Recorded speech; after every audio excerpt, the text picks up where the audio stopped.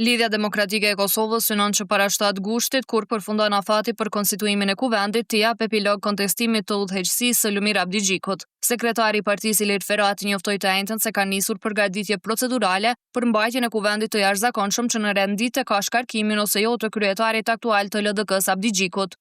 Kryetari i ka deklaruar qëndrimin e vet përmes videomesazhet dhe ka cilësu nevojshme që me pezullu negociatat me lëvizjen e vendosjes derisa të zgjidhim çështën tonë brendshme. Ferati i pyetur nëse konsideron që vendosja duhet të presë LDK-n derisa të përmbyll çështjet e brendshme për të vazhduar diskutimet për formimin e institucioneve, tha se fillimisht LDK-ja do të fokusohet te kuvendi i jashtëzakonshëm.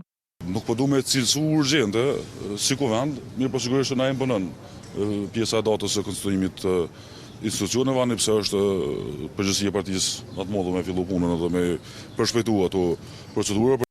Sa i përket takimeve të mundshme me Lidhjen Demokratike të Kosovës, nga vetëvendosja thonë se janë të gatshëm, por shpresojnë të mos ketë bllokime. Ne përpiqemi maksimalisht, jemi aktiv e konstruktiv për takime dhe bashkëbisedime të hapur e të sinqertë për marrëveshje. Shpresojmë që opozita nuk do të barrikadohet kundër dhe të na çojë në zgjedhje përsëri, tha zëdhënësi Arlind Mandxuka. Të mërkurën në selinë e Lidhjes Demokratike të Kosovës u deponuan 148 nënshkrime për shkarkimin e kryetarit të saj, Lumir Abdigjikut, i cili menjëherë pas njoftoi se ka pezulluar negociatat për formim të institucioneve me lëvizjen vetëvendosje. Për Top Channel, Leonita Bajrami, Prishtinë.